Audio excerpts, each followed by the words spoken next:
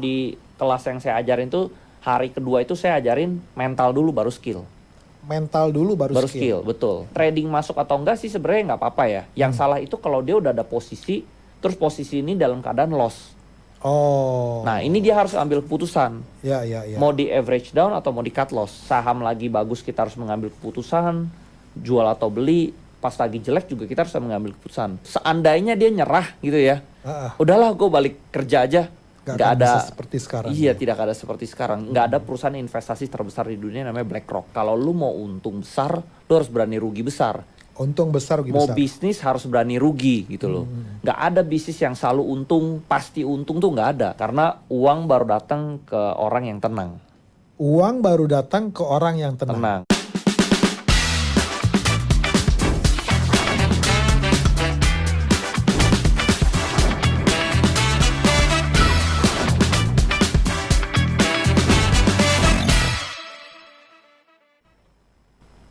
Kembali lagi di acara The Fit Post Show, kita akan membahas terkait dengan investasi dan keuangan.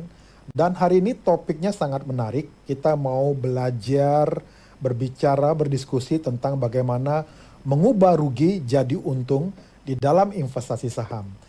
Kita tahu bahwa ketika kita bicara investasi, ketika kita masuk dalam sesuatu yang kita mengalami kerugian yang cukup besar, itu adalah sesuatu yang biasanya membuat orang kapok. Dan orang akhirnya memilih untuk tidak kembali berinvestasi. Tetapi hari ini kita akan belajar bagaimana dari uang 1M, rugi 500 juta atau tinggal 500 juta, sampai membalikannya menjadi untung ratusan miliar. Ini adalah sesuatu yang tidak mudah, dan hari ini kita akan membahas bagaimana cara mengubah rugi menjadi untung, dan orangnya udah sering bicara di The Fit Post Show, dan saya tidak pernah bosan untuk mengundang dia berbicara karena ada banyak hal yang kita bisa gali dari narasumber kita ini. Namanya tanpa berlama-lama kita langsung sapa Ko Andri Hakim. Halo Pak Firman nih. Wah, udah lama nih ya. Udah lama kita. Udah lama. Nah, udah lama kita ketemu lagi hari ini. Dan hari ini kita mau bahas satu topik yang sangat fenomenal. Dari rugi bisa menjadi untung ratusan miliar. Untungnya bukan hanya ratusan juta, tapi ratusan miliar. Iya, tapi sabar ya, butuh waktu ya. Sabar, butuh waktu. Nah, biasanya orang ketika rugi itu dia memilih untuk mundur kok. Betul. Ya, betul. tetapi hari ini kita mau belajar, kita mau ajarkan supaya bagaimana sih orang supaya bisa seperti Ko Andri Hakim. Nah, kok bisa ceritakan kok apa yang kita dengar tentang kerugian yang dialami oleh Ko Andri Hakim ketika kemarin berinvestasi saham, dan apa yang membuat Ko Andri akhirnya bisa untung ya. Karena sebenarnya yang terpenting itu menurut saya mental, Pak Firman. Mental ya. Mental. Karena sebelum saya investasi saham, sebelumnya saya kan pebisnis ya. Di bisnis tuh saya udah sering kadang rugi, kadang ketipu.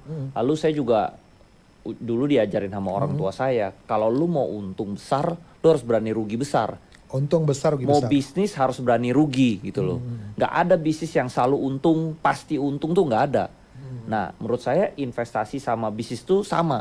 Jadi kalau kita mau untung di investasi, kita harus berani rugi juga gitu loh. Jadi mentalnya harus udah ada gitu loh. Nah, jadi kalau kita menggunakan mental bisnis di dalam kita berinvestasi, itu kita bisa sukses. Oke. Nah, kebanyakan orang gagal itu karena mereka menggunakan mental karyawan dalam berinvestasi. Tuh, misalnya dia selama ini kan, kalau kita karyawan kan dapat gaji, ya nggak pernah rugi lah.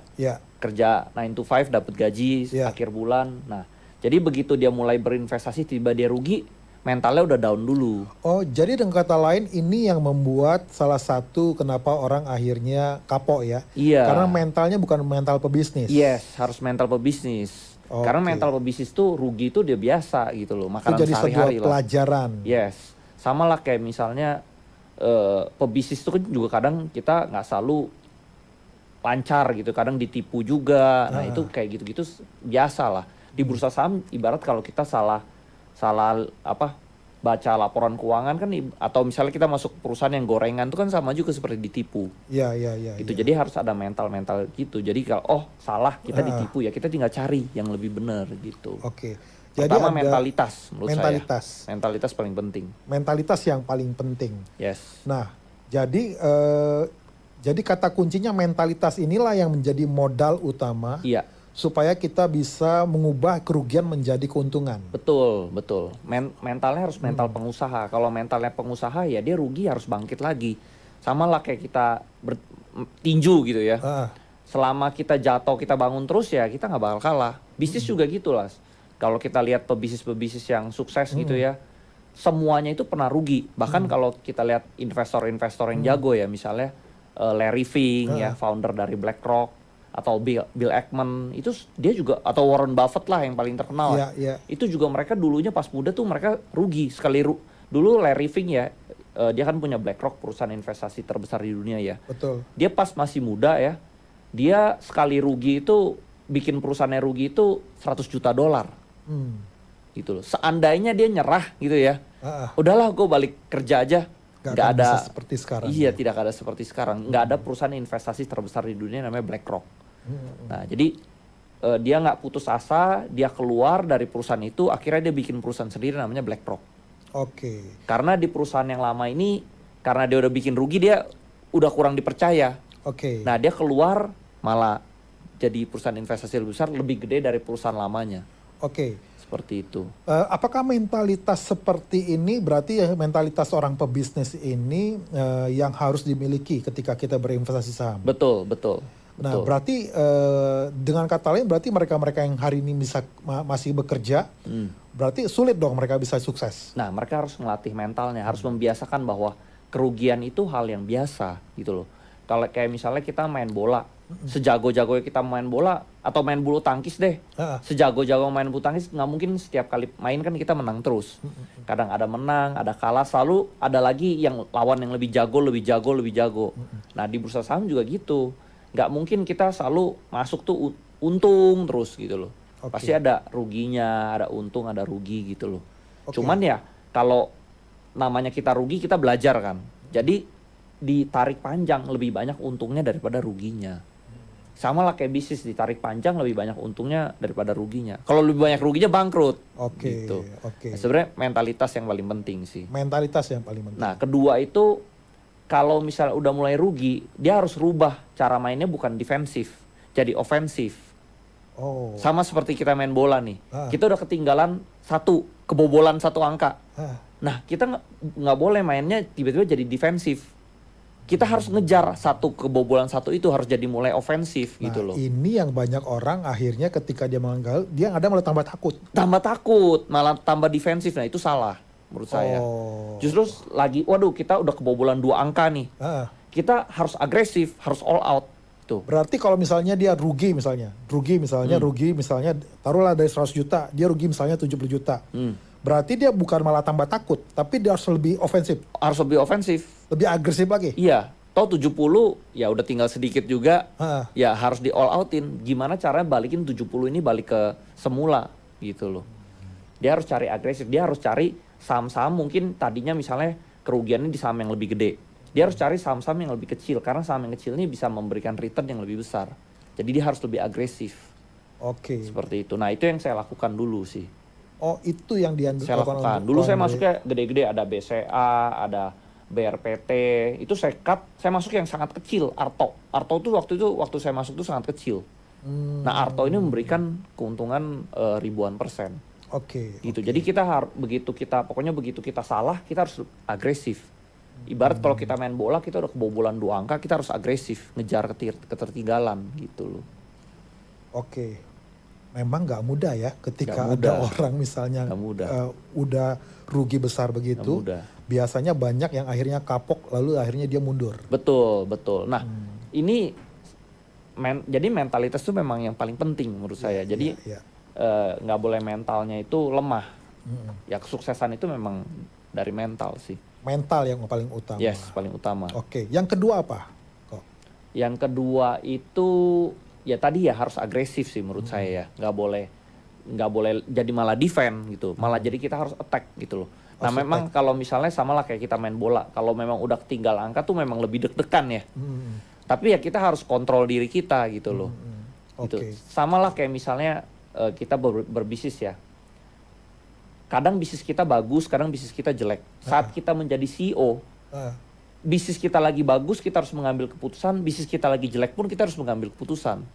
Gak boleh, oh bisnis lagi jelek nih, udahlah tidur aja di rumah, nggak usah datang ke kantor. Kan nggak bisa gitu. Tetap kita harus konsisten mengambil keputusan. Nah di saham juga sama. Saham lagi bagus kita harus mengambil keputusan, jual atau beli. Pas lagi jelek juga kita harus mengambil keputusan. Kebanyakan orang itu kalau dia udah sahamnya udah turun ya, diemin aja lah, tungguin dia balik. Nah itu gak boleh. Banyak kan orang seperti itu kan? Gak boleh. Ketika indeks merah mereka nggak trading. Gak boleh. Ketika indeks hijau baru mereka trading. Nggak bisa. Kalau trading masuk atau enggak sih sebenarnya nggak apa-apa ya. Yang salah itu kalau dia udah ada posisi, terus posisi ini dalam keadaan loss. Oh. Nah ini dia harus ambil keputusan. Ya. Mau di average down atau mau di cut loss. Oke. Kalau dia udah nggak ada potensi naik, dia harus cut, dia harus pindah. Cari yang lain. Cari yang lain. Kalau misalnya ini masih bagus, dia bisa rebound, dia harus average down. Jadi begitu naik, dia dapat double. Nah kebanyakan orang tuh pas turun dia diem, nggak berani mengambil keputusan. Itu sama kayak tadi CEO yang tadi. Kalau bisnisnya lagi jelek, lagi turun, udah dia tidur aja di rumah, nggak datang ke kantor. Padahal justru bisnisnya lagi jelek, dia harus perbaiki nih. Apa yang harus perbaiki supaya rame lagi bisnisnya? Harus malah lebih berpikir lebih keras ya. Oke. Nah jadi makanya mental bisnis itu sangat diperlukan. Oke, jadi dari 1 miliar rugi 500 juta untuk bisa balik yang saya dapat pertama punya mental yang kuat. Yes, agresif. Agresif. Yang kedua mulai agresif ya. Nah tetapi seperti kalau kita ambil misalnya seperti main bola nih kok. Berarti kan ketika mereka udah kalah nih ya, kalah posisi, poinnya kalah misalnya, mereka harus lebih agresif lagi betul. untuk membalas, kejar angka. Betul. Tetapi berarti kan harus disertai dengan strategi kan? Betul. Makanya skillnya juga penting. Jadi setelah mental, kedua skill. Oke. Skill ini dari pengalaman lah. Oke, skill ya? Iya, dari pengalaman. Skill. Artinya skill tanpa mental percuma? Percuma. Makanya kalau di kelas yang saya ajarin tuh, hari kedua itu saya ajarin mental dulu baru skill. Mental dulu baru skill. Betul. Sama kayak anak-anak gitu ya. Mentalnya dibentuk dulu, baru diajarin ilmunya gitu loh. Karena ilmu tanpa mental yang kuat nggak ada gunanya gitu. Iya. Mental juga dengan skill juga tanpa mental juga percuma juga. Percuma. Bahkan saya waktu itu pernah dengar Pak Arman ya, CEO-nya BCA, dia bilang itu kebanyakan yang dia hire ke BCA itu orang-orang pinter tuh banyak. Tapi nggak lulus seleksi karena mentalnya nggak kuat. Mereka pinter banget, begitu dikasih beban pekerjaan mereka nggak tangguh, mereka akhirnya quit. Nah jadi yang penting itu sebenarnya mentalnya. Nah mental itu bisa dilatih dari pendidikan di rumah, dari dia sering dia sering jatuh lah gitu loh, sering dibanting lah gitu, baru punya mental yang kuat. Kalau misalnya di bisnis ya dia sering rugi, akhirnya mentalnya kuat. Di saham juga sama, dia sering rugi, dia terbiasa, oh nih makanan sehari-hari gitu loh. Tetapi nggak cukup sampai di sana, tetapi dia harus mengupgrade skillnya. Betul. Karena ya mentalnya kuat tapi nggak ada skillnya, itu ibarat kayak preman gitu. Punya mentalnya doang, nggak punya skillnya. Oke. Nah berikutnya, berarti Ko Andri, berarti dari mental yang kedua skill, berarti menggabungkan kedua-duanya. Nah, ada yang ketiga nih. Apa tuh yang ketiga? Money management. Oh, money management. Yes. Nah, itu seperti apa? Money management itu ya kita mengelola uangnya harus tepat gitu loh. Misalnya kalau average down itu kita harus tahu angkanya di berapa. Cut loss itu di angkanya berapa. Kita harus tahu gitu loh. Kalau saya cut loss itu di -5 sama -10. Cut loss minus 5%. Kedua itu minus 10% tuh harus cut loss. Maksudnya, gak boleh lebih dari itu. Oh, ada dua penurunan. Atau ada -5 misalnya buang dulu setengah atau gimana? Enggak, kalau misalnya saya merasa kayak dia bisa rebound gitu. Jadi saya tunggu. Jadi cut loss pertama tuh di -5%. Antara saya mau cut loss di sini bersih semua atau sebagian. Keduanya itu di -10. Oh. Gitu loh. Kalau misalnya turunnya terlalu cepat, nah -10. Kadang kan ada yang saham yang turunnya terlalu cepat, tembus -5 kan. Nah ya saya di -10. Oke. Kalau dia bisa rebound ya saya hold, tapi kalau dia udah kena 10 itu saya cut. Kalau trading ya. Jadi kita harus dari awal strategi harus tahu ini saham trading atau saham invest. Kalau saham trading saya cut loss, saham invest itu saya average down. Oh jadi kalau berarti Ko Andri ada dua ya? Ada dua. Jadi dari strategi dari awal saya masuk saham itu saya udah menentukan saham ini buat invest atau buat trading. Kalau saham buat invest, artinya saya tahu nih jangka panjangnya itu dia naiknya masih jauh. Jadi kalau dia turun saya averaging. Itu Gitu. kalau invest. Itu kalau invest. Kalau saham yang kayak saya tahu ini paling kalau naik untung cuma 10-20%, tapi dia malah turun, ya udah saya cut -5 -10 gitu loh, saya cut. Kalau -10 dia rebound ya saya nggak jadi cut, tapi kalau udah kena 10 daripada dia udah mau tembus ke 11 nih, saya udah cut. Gitu. Jadi itu safety zone. Jadi saya cuma perlu membalikan plus 10% doang.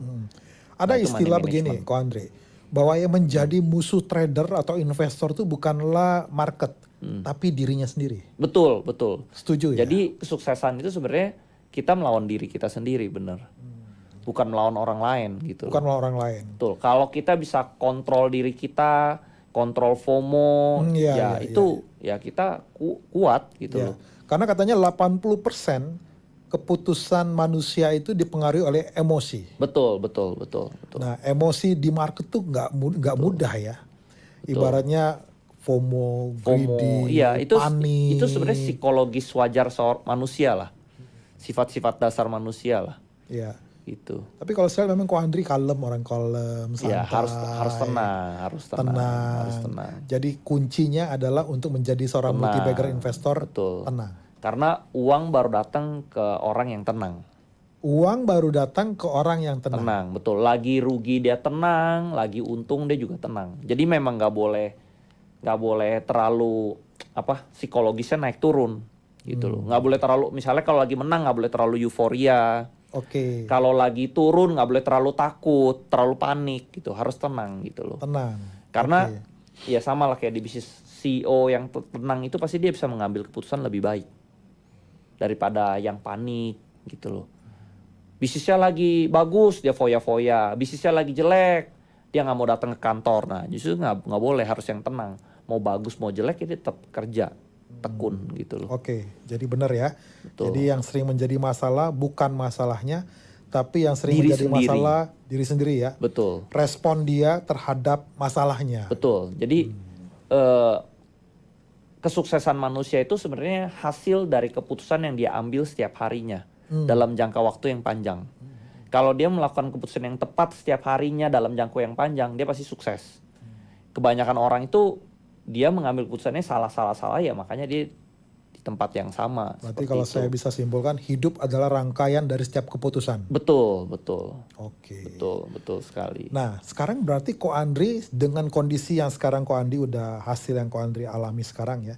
Berarti Ko Andri merasa bahwa Ko Andri tepat memutuskan ya. Betul, tapi walaupun itu ya keputusan yang saya ambil lebih banyak lah yang tepatnya. Tapi yang salah juga ada. Ada. Karena manusia kan ya nggak luput dari mengambil kesalahan gitu ya. Bisa ceritain kok, apa keputusan yang salah yang terbesar yang pernah Ko Andri buat, yang sempat membuat mungkin Ko Andri pikir dalam penyesalan yang waduh kenapa bisa begini gitu. Kayak contohnya kemarin yang market crash Donald Trump itu ya. Ya. Itu saya ada cut loss beberapa emiten itu kerugiannya 6 miliar. Oke. Itu seminggu doang. Seminggu doang. Seminggu hilang 6 miliar. Terus udah saya cut loss, totalnya sahamnya naik. Gitu ya, itu sedih juga, sakit juga, tapi ya bisa dapat satu Ferrari gitu kan. Iya. Tapi ya udahlah, memang ya namanya waktu itu market lagi jelek, saya harus manage resiko kan. Jadi saya butuh cash gitu loh, takutnya turun lebih dalam, jadi beberapa saham tuh saya buang, jadi saya cut loss gitu loh. Totalnya malah dia naik gitu loh. Ya itu keputusan yang salah yang saya lakukan. Oke. Nah, psikologi yang model seperti ini yang harus dimiliki ya. Iya. Supaya mereka menyadari bahwa di market itu yang namanya rugi itu normal. Normal. Itu sama kayak kita bisnis, kita salah mengambil keputusan, normal. Jadi kalau dia nggak mau resiko berarti nggak bisa. Iya, kan no risk no Ferrari. Kalau saya selalu ngomongnya gitu loh. No risk no return, no Ferrari. Iya. Jadi risk is what you pay for opportunity gitu loh. Jadi kita mau opportunity ya kita ada resikonya lah. Ada resikonya. Iya. Pokoknya apapun yang di hidup manusia itu kalau setiap kali kita mau naik level pasti ada resiko yang harus kita ambil. Oke. Nah, pertanyaannya bagaimana kok untuk yang pemula-pemula ya, seperti yang misalnya mereka yang ingin masuk ke investasi saham, trading saham, trader menjadi seorang trader, tapi mereka takut dengan sesuatu yang misalnya rugi, apalagi rugi yang besar. Nah, apa yang mereka harus lakukan, latihan apa yang mereka harus lakukan untuk mereka bisa menjadi seorang trader yang kayak Ko Andri Hakim? Menurut saya awal-awal mungkin dia harus pakai uang dingin dulu ya. Kuncinya uang dingin. Kuncinya uang dingin, lalu dia mulai dulu dari kecil gitu. Jangan langsung all in gitu ya. Walaupun misalnya dananya banyak, tapi masuknya sedikit dulu. Begitu udah ada ilmunya, baru mungkin nanti dikembangkan gitu loh. Jadi kalau misalnya dia pakai langsung all in semua kan begitu rugi kan kena mental. Iya. Gitu loh. Jadi baiknya tuh dia pakai uang yang menurut dia kalau dia hilang tuh pun nggak apa-apa gitu loh. Nah dengan nanti seiring berjalannya waktu nanti dia ada untung, ada rugi, ada untung, ada rugi. Nanti itu kebentuk mentalnya. Jadi dia terbiasa. Nah kalau dia udah terbiasa uang kecil nanti dinaikin uangnya naik. Lama-lama terbiasa. Saya juga dari dulu juga gitu, dari uang kecil naik ke uang besar. Oke. Gitu. Waktu di uang kecil pernah rugi, dia uang besar juga rugi juga gitu kan? Rugi juga, betul. Oke. Ruginya kalau uang besar ruginya lebih sakit gitu loh. Lebih sakit ya? Lebih sakit. Contoh misalnya nih, dulu misalnya saya punya uang 100 juta, itu udah 100% uang saya ya. Seandainya saya rugi, dulu pas saya pernah bisnis ya, pakai uang 100 juta, rugi jadi 0, sakit juga, sedih gitu loh. Tapi dibandingkan kalau uangnya udah ratusan miliar, itu rugi 10 miliar tuh lebih sakit lagi. Oh gitu ya? Walaupun jumlahnya lebih dikit. Walaupun hanya 10%. Yes, tapi lebih sakit. Karena otak kita udah imajinasi 10 miliar ini kita bisa beli rumah, beli mobil. Iya. Jadi lebih sakit menurut Iya. saya. Itu yang saya ingin tanya kok. Karena rugi yang miliaran atau rugi ratusan juta itu yang bisanya membuat orang akhirnya merasa ya udah deh kapok, gua mundur aja.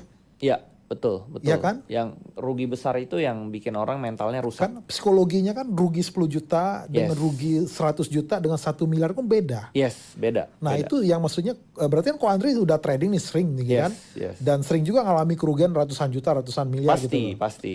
Nah dan bisa tetap ada di market tuh apa yang membuat Ko Andri nggak kapok gitu loh? Karena hasil keuntungan saya tuh jauh lebih besar daripada ruginya. Ruginya tuh walaupun dihitung ruginya gede tapi untungnya juga jauh lebih besar. Oke, dengan kata lain berarti karena memang hasilnya lebih besar daripada kerugiannya, itu yang membuat Ko Andri artinya tetap ada stay di sini. Iya, jadi contohnya kan sebenarnya saya mulai saham itu kan total uang tuh 1 M.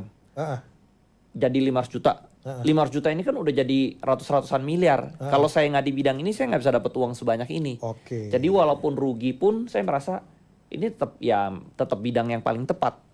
Oke. Gitu loh. Harus balikinnya juga dari bidang ini. Oke. Nggak bisa balikinnya pakai bidang yang lain gitu. Bikin restoran tuh nggak bisa. Nggak bakal kekejar returnnya. Berarti memang yang pertama mental, yang kedua skill, yang ketiga money management. Udah itu aja. Itu sama waktu, sabar. Waktu sama sabar. Sabar, udah.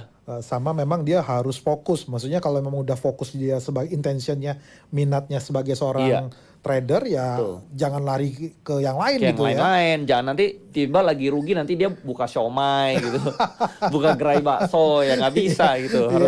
Harus tekun. Harus tekun karena ketika itu yang membuat tekun itu yang membuat dia akhirnya bisa mencari hasil. Kayak contohnya misalnya di bulan 2, bulan 3, bulan 4 lagi nggak ada saham yang bagus ya udah tetap tekun di bidang itu. Saya nggak pindah ke bidang lain, ke kripto. Orang-orang ada yang pindah ke kripto. Ya, banyak sekarang lari gitu tuh. Iya.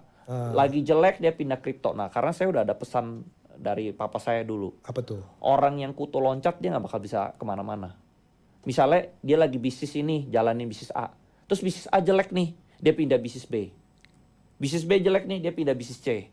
Nah akhirnya dia nggak pernah master satu bidang secara sempurna. Dia cuma ngerti setengah. Nanti begitu dia pindah bisnis C, bisnis A udah lagi bagus lagi.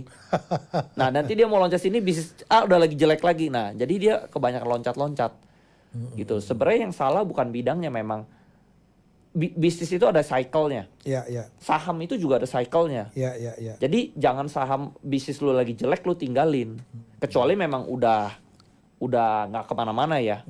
Kalau memang masih ada potensi ya jangan dipindah. Nah sama juga di saham juga gitu. Ada cycle-nya dia lagi jelek jangan kita tinggal, kita pindah ke kripto. Kita harus tekun.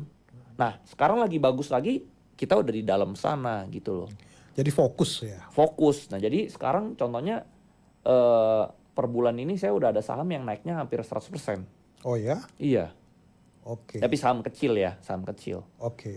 Saham kecil. Dan kalau mau tahu informasi itu ikut kelasnya Ko Andri ya. Ya boleh, boleh. Kalau yang mau belajar ya, kalau nggak mau belajar ya mau belajar sendiri ya juga silakan gitu. Oke. Gitu. Nah, Ko Andri, tadi Ko Andri sampaikan bahwa untuk yang pemula dia harus belajar dari modal kecil ya. Yes.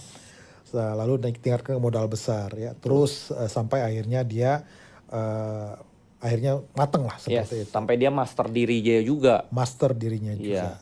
Nah, tetapi yang saya mau tanya, praktisnya apa yang harus mereka lakukan ketika mereka masuk ke dunia saham untuk mereka menjadi seorang trader yang walaupun ada kerugian besar, mereka tetap stay di sana? Itu harus konsisten ya. Itu namanya disiplin sih ya. Disiplin. Disiplin. Ya tadi nggak boleh gampang pindah-pindah. Jangan nanti karena di dunia ini menurut saya ya sama kayak pas saya bisnis ya. Nah, Rumput tetangga itu selalu lebih cantik. Jadi contohnya misalnya kita jalanin bisnis ini, kita lihat bisnis orang lain tuh kayak lebih bagus ya, bisnis orang lain lebih bagus ya. Padahal begitu kita cemplung ke bisnis orang lain, ternyata bisnis orang lain itu tidak lebih cantik daripada bisnis kita. Gitu loh. Jadi mendingan kita tekun. Kita udah tahu nih bisnis kita bagus nih, jangan mumpung dia lagi jelek dikit, lagi sepi dikit kita pindah ke bisnis sebelah. Gitu. Padahal bisnis sebelah belum tentu lebih cantik. Padahal di sini lebih cantik gitu loh.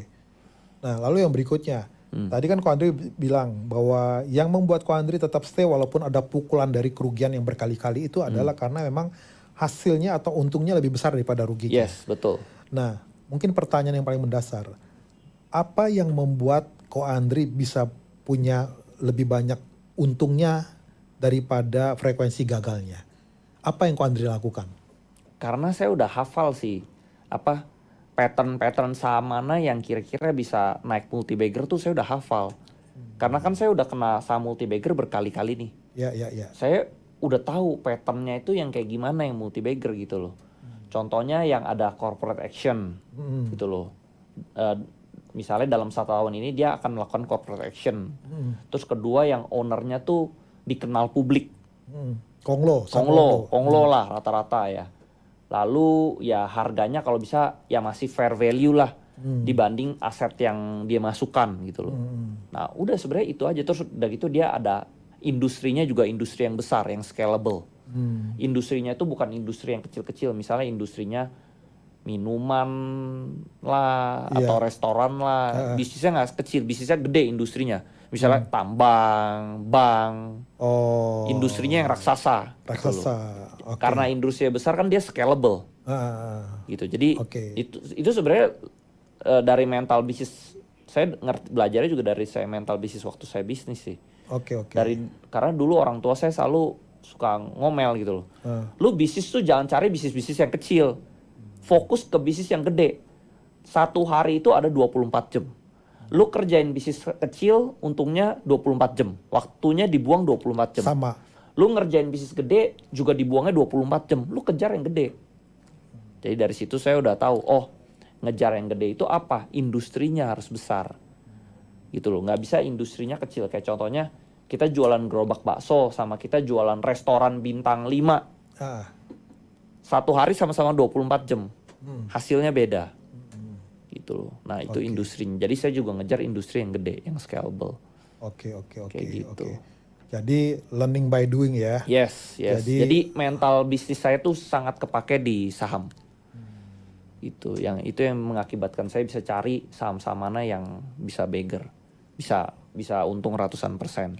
Oke. Ini menarik ya hari ini ya pembahasannya bagaimana seorang Andri Hakim dari rugi menjadi untung besar. Tadi udah kita dengar yang pertama harus punya mental, yang kedua adalah yang tadi punya skill, lalu yang ketiga adalah money management, lalu yang keempat tadi fokus ya. Nah, terkait dengan skill ada kelas yang rutin dilakukan oleh Andri Hakim setiap bulan pada minggu keempat, dan itu dilakukan secara offline dan online, 4 hari online dan 1 hari offline, betul ya Ko ya? Betul. Nah khusus peserta yang melalui daftar melalui The Fit Post Show itu ada special meet and greet bersama dengan Andri Hakim. Nah tentunya dalam waktu pembicaraan kurang lebih 30 menit ini itu skillnya atau saudara mungkin hanya dapat beberapa pembahasan insight ya. Tetapi dengan langsung bertemu dengan Andri Hakim, saudara bisa bertanya apa saja, bahkan saudara bisa ikut malam harinya kelasnya dan langsung bertemu langsung dengan Andri Hakim. Oke, sampai ketemu di topik-topik selanjutnya bersama dengan Andri Hakim. See you.